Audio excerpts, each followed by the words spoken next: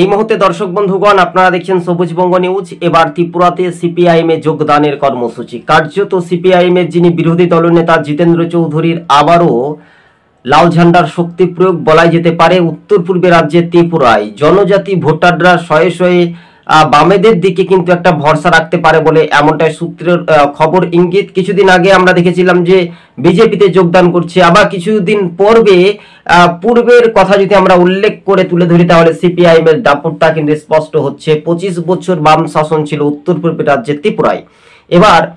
এবার বিজেপিতে এসে নির্বাচনে ক্ষমতা আসার পর থেকেই ত্রিপুরা রাজ্যে কিন্তু একটা টনক বাজতে পারে কে ক্ষমতায় ফিরবে আগামী 28 নির্বাচনে।